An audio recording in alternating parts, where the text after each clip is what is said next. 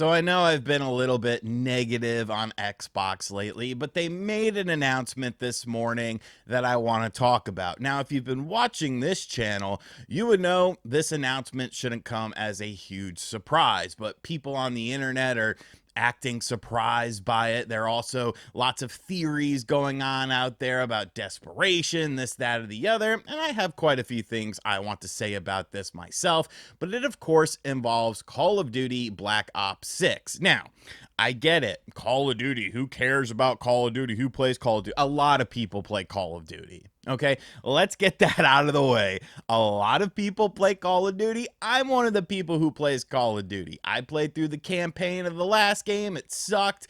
The multiplayer, it's nothing great, but it's addictive. It's a fun thing. It's a simple game to just turn off your mind and play a shooting game. And, you know, there is some fun to be had in winning in those games. I'm definitely guilty of giving into Call of Duty. However, I usually don't spend any money on cosmetics or anything. I did buy the Spawn clown because I thought he was kind of cool. But Call of Duty Black Ops 6 is, of course, the next Call of Duty game that we assume is going to be releasing this year. Well, today, Microsoft Xbox announced that this game will indeed be going to Game Pass. And like I said, we shouldn't be surprised by this, but a lot of people seem to be surprised. So I kind of want to talk about the story itself and then just give some additional thoughts on that. Call of Duty Black Ops 6, this is coming to us from the Xbox Wire. We are excited to confirm that Game Pass members will be able to jump into Call of Duty Black Ops 6 on day one with Game Pass. Scrolling on down here, as revealed last week, we will have a special Xbox game showcase followed by a Call of Duty Black Ops 6 Direct. That's some interesting terminology on June 9th at 2024 at 10 a.m. Pacific time, so 1 p.m. Eastern in the normal part of the world, where we will share even more details on what's coming in this all-new Call of Duty.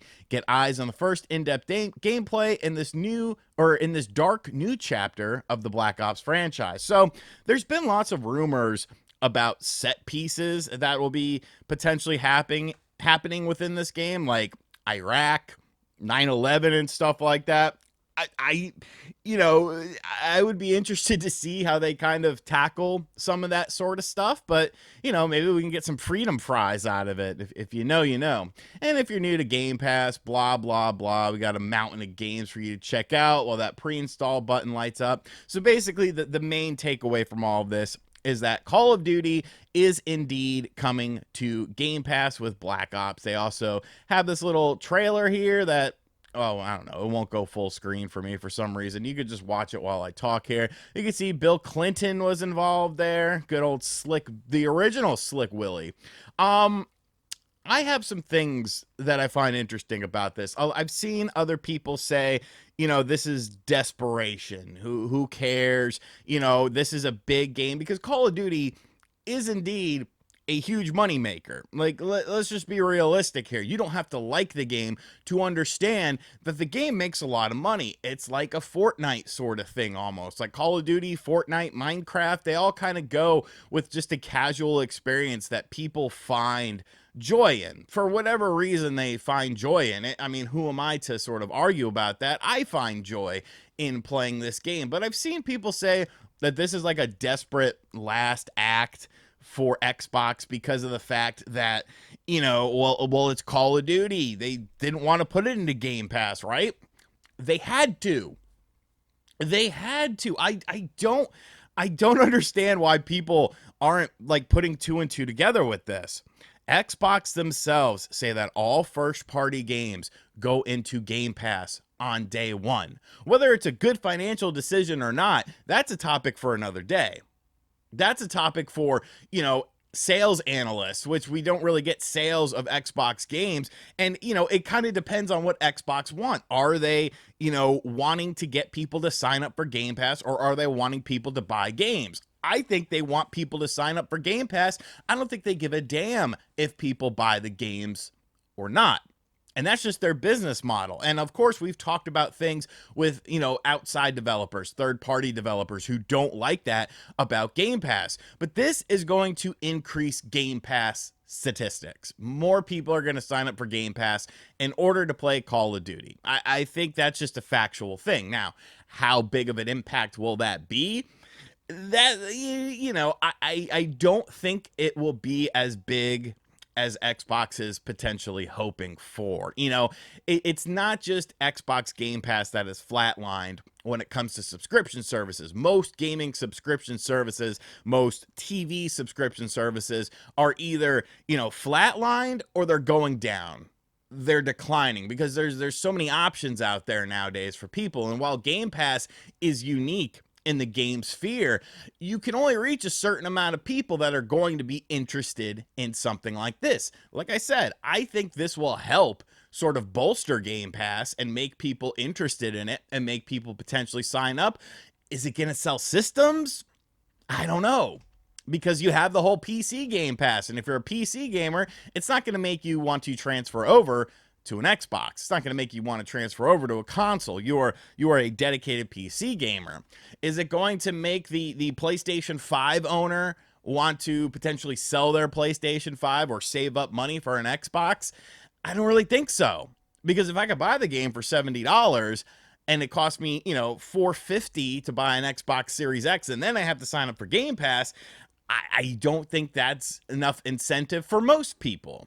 I think there will be some scragglers and is it stragglers or scragglers? I say scragglers, and I'm going to keep saying scragglers. I think there will be some people, a very small portion of people, who potentially make the jump for Xbox, or maybe, because we also have to keep in mind there are a lot of people who haven't made the jump to next generation yet. Like 50% of people are still playing on a PlayStation 4. Could this help them move to a Xbox instead of a PlayStation 5?